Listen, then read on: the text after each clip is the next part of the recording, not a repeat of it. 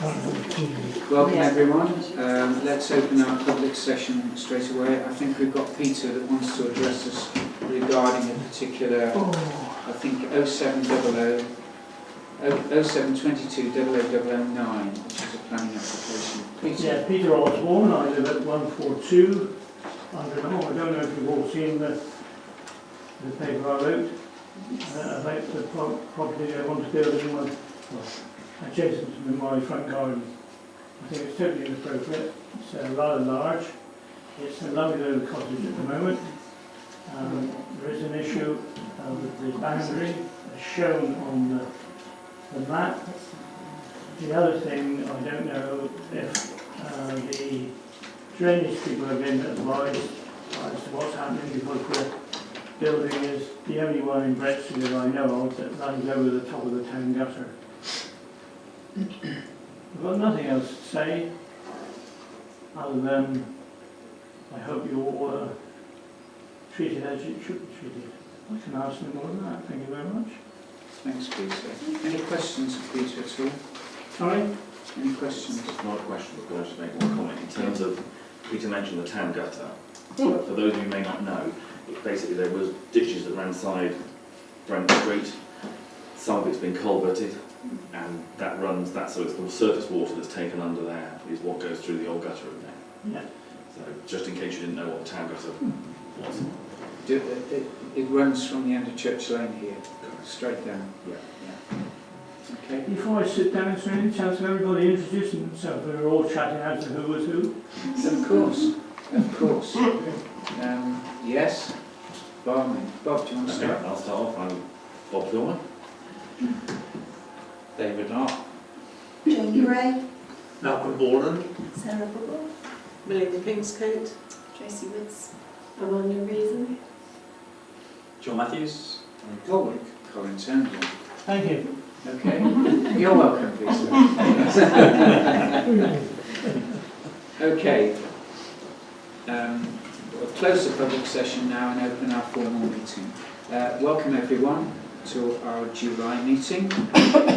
Nice to see everybody, full house except for Nigel.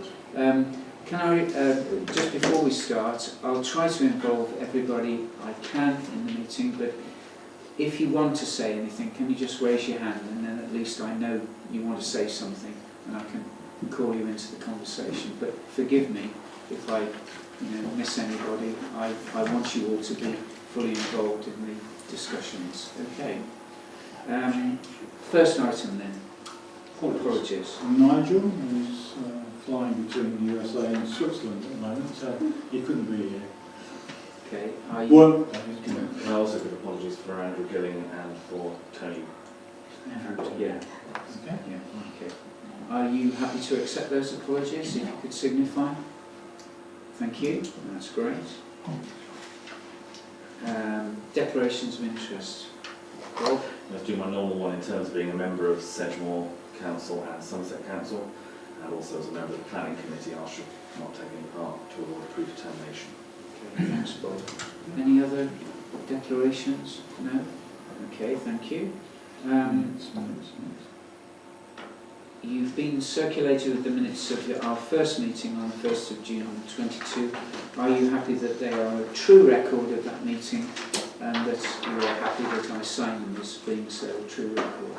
Can you signify? Thank you. Shall I just do the last page? Okay. Now then, we move on to item 3. Normally, we have small committees established to concentrate on specific items: footpaths, highways, planning, audit, community shop, SALC, one representative, and a flag coordinator. That's already Amanda by the sound of it, so we'll drop you in there, Amanda, straight away. So could I have some, if you like, offers, for a better word, before we press gang you, into comprising people who are going to form a little subgroup, for want of a better word, to or 3 people that would concentrate on looking after the footpaths, and then when you walk the footpaths, then the next meeting you come to and advise us of anything that needs doing, clearing or putting right on those footpaths. Amanda? I wouldn't mind doing the footpaths because I walk them very regularly. Yeah. Tracy, would you do that? Brilliant. Okay. Tracy and Amanda. Sorry, John. Did you want to have? I'm happy to do a third on footpaths. I do walk quite regularly, Okay. and my other half walks very regularly. So Sorry. I'm very happy to. Okay. No, that's great. Do you want to approve those officially? Yes, all those happy. Are you happy that those are our footpath team? Okay. Highways. In the past, Malcolm's been kind enough to do this. Are you happy to continue with that, Yes. Malcolm? Okay. Planning. Now, normally we've got Nigel Summers, who's on the planning team, but we really need at least 2 more people to join him on planning. 2 volunteers straight away. Sarah and Melina. Yeah, that would be brilliant. Thank you. We're assuming Nigel is, I think he's still happy to continue at the moment. Yeah. Yeah, so I'll put him down. Okay. Audit, who is that now? Well, audit now, we haven't really got anybody apart from myself and yourself, Colin. John and Andrew, who are both on the audit group. And the audit group and staffing group is a sort of requirement because it's your way of checking that the accounts, when they go to audit at the end of the year, are being processed correctly. And you can do some spot checking, as it were, which I think is helpful for me and it's helpful for the council as well to have that facility. The staffing element is a rather strange one because the only staff this council has is one. And the point is that the staffing committee really ought to be the people who discuss or consider any staffing issues. There aren't many, so it's not something that takes a lot of time up, but you really should have a staffing group. And that would also be particularly relevant if, for example, I decide to retire and you need to get a new clerk. The staffing committee would be quite useful then to have that as a background. So we'll probably need a couple of people. So Colin and myself have to be on that. So do you want 2 more? Or 2 just more. We one? want 2 more actually. Jane, would you like to get involved in that? Not your It's not auditing. It's just ticking the boxes for Owen really. But Tracy, that would be great. Anybody else want to join us on that? Melina, okay. Yeah. Everybody happy with that? All happy? Yeah. Okay. Thank you. Community shop. Last time. It was the last meeting we did discuss this, didn't we? And I think Bob, myself, and was it Melina wanted to be involved in the shop committee. Yeah. Is that your wish still? Yeah. Okay, that's lovely. All those happy with that? Okay, great. Cool, this is easy. Yeah. I've got to twist your arm yet, Jane. I just wanted to ask what is involved with highways? Literally just checking for potholes and any problems that people identify or you see, you report that to us. He's not digging the road. It's you haven't got a white line or anything, or put on a yellow vest. Or something to stop traffic. You're right. Well, I wouldn't mind doing highways. Yeah, with Malcolm, that would be brilliant. Thank you. Yeah, thank you. That's lovely.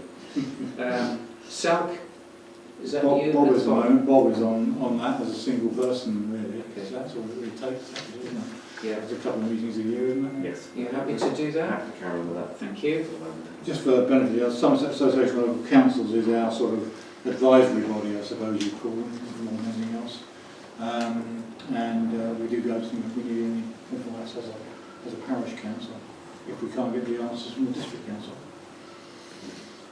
And last one, Amanda's been doing this job anyway. Are you happy to continue that, Amanda? Yes, I think sometimes if I get in a pickle with it, or if there's a problem, then I call on David. Okay. And so if he's, Between you, Yeah. sort of. Okay. So can can we put down Amanda Brent then? Yeah, thank you. Wow, that's good. Thank you. Everybody happy with that? Just want to repeat those, what we've got now. Right, so what we've got, footpaths, we've got Amanda, Tracy and John. Highways, we've got Malcolm and Jane. Planning team, Sarah, Melina and Nigel. Audit group, Tracy, Melina, Colin and Owen. Community shop group, Melina, South Bob and Amanda and David on flag. Coordination. Okay, that's great. I think just with the community shop, they were. Community Yeah, it's shop. more than me, Colin. please. Well, sorry. And you as well. Yeah, exactly. Well, technically, although I'm actually on the community shop group, it is a coordinator more than I'm not part of the actual group as such, but I organise the meetings and feedback and do what nobody else wants to do. Okay, fine. Thank you.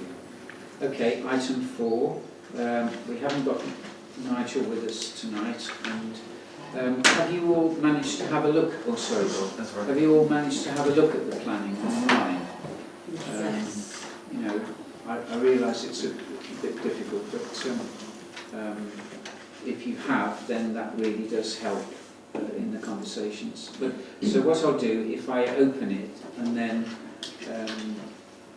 let's see where we get to with it. Okay. I'm going to look at, first of all, 00009, which is 140 Brent Street. This has caused quite a bit of concern, but essentially you'll notice that the existing, if you like, side elevation, where you get the best view of it, is what someone's described as a special of architect's significance, which is a sort of, if you like, a double-pitched roof from this side. And in the double-pitched roof are, if I'm looking at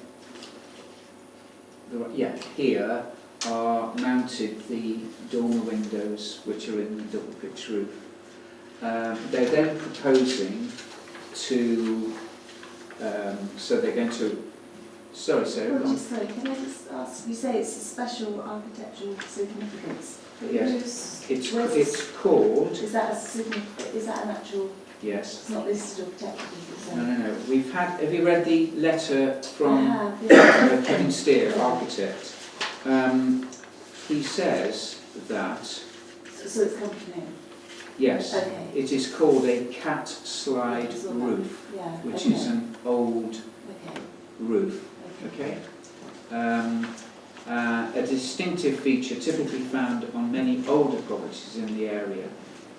Indeed, the Grade 2 listed Shamrock House on the opposite side of the road has a cat slide roof to the rear of the property. This important feature will be lost if the application is improved. But I just want to make that point because it is part of an objection. The other part of the development is to, from what I interpret, is to demolish this end bit here and then erect a extension on the end, which is this part here, and the cat slide roof would be taken straight up, and then instead of having dormer windows they'd have roof lights, 2 windows at higher level. These 2 windows exist anyway, so they're just keeping those windows. I must admit I'm drawn to the letters of objection, but do you want to make any comments as a result of what you've seen or read on the website? I mean, John, have you got any comments? I read through it and had 2 concerns myself. One would be an overdevelopment of the space, obviously with that extension on the side, and 2 would be potentially with the windows at the top, the privacy and overlooking the property towards the side as well. So that would be my two observations and what I read through. Yeah, thank you. Sarah? I'm just interested in the weighting you give to it in terms of the special architectural significance if it's not protected or listed. You are allowed to object Yeah. in terms of design. If Okay, you're not so it's happy with the sensible design, Some places, okay. even though this is not a listed building, Yeah. if you don't like the design, for instance, when we looked at Station Road initially, we went back on some of the designs because we weren't quite happy with it. Okay. So we sorted those. So it is a legitimate planning objection. Okay. Yeah. Okay. To object on the design. Yeah. Any other comments, Tracy? I think just the size, it looks like it's going to fill the plot really. Yes. If you look on and look at what level. Yeah. It's on a small footprint, isn't it? The Yeah. whole place. Yeah. Yeah. I believe you said the gutter runs beneath it. Well, I mean, that cottage has been there for years. It's probably been there just a bit longer than the gutter itself, but it is the only property probably that does cross the gutter, but the gutter flows. Is there any problems with access to that part of the gutter if necessary? No idea. No idea. It's not part of any correspondence that's been given. The Water Authority will probably be asked as a consultancy anyway, what their view of it is, I imagine.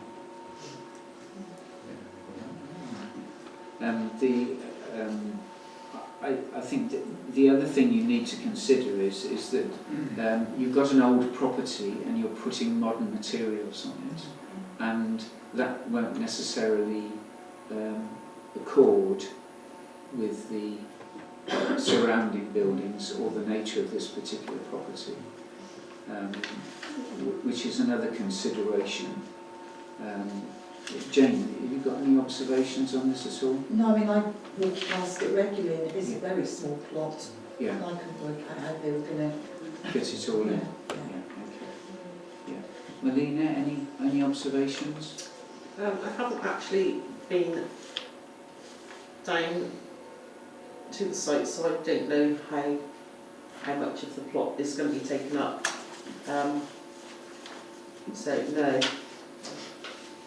Well, we generally don't, we don't have to necessarily actually go down and view all our planning applications because we've got enough information that's given to us. I mean, looking at the pictures, I can't see that the new extension is that much bigger than the existing lean-to extension on the side, and it doesn't give any measurements as to what the difference actually is. Okay. I think that's also one of the observations that Peter made as regards boundaries. There seems to be some problem with boundaries, but that's not our consideration. It is a sorry, Sarah. And the one thing that concerned me was the discrepancies that were raised in both the interested parties. Yes. That was a concern when you're considering the application Yes. as a whole. Yes. Have you all read these letters? I mean, the one from Kevin Steer, I think, is very to the point. He stresses that the application is not, if you like, probably fit for purpose, but he's commenting on poor design.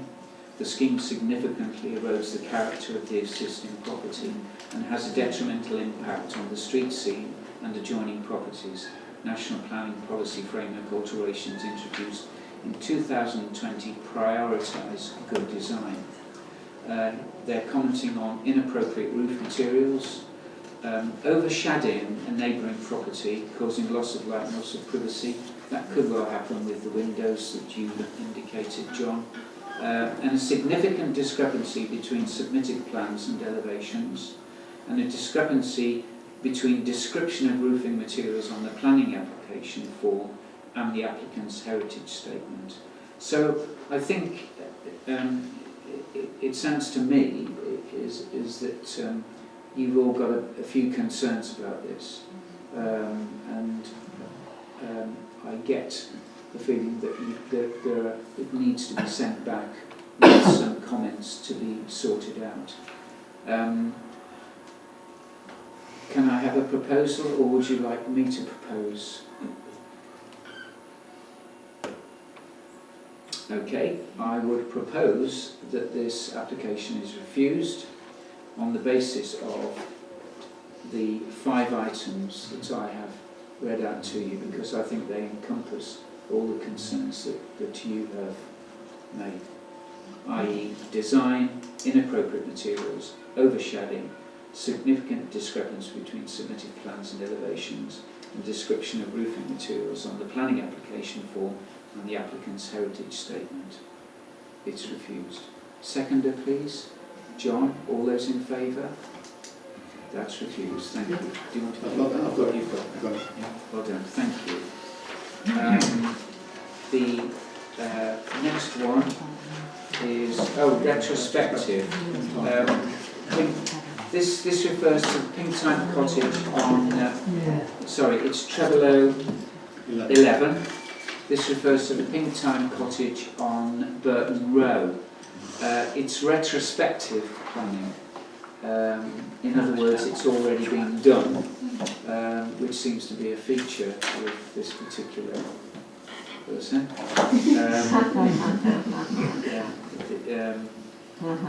Better be careful. Your views. So really, the development has been done. There are no objections, but I would suggest that we have really no alternative. It is a garage building with an outhouse, and I feel that we have no position but to accept it. But are there any comments from you? Yes. My only concern was that it's ancillary accommodation, that it was habitable, but it's not. So that was my objection when I was happy. But actually it's not for habitation, it's just ancillary use, isn't it? So that was the only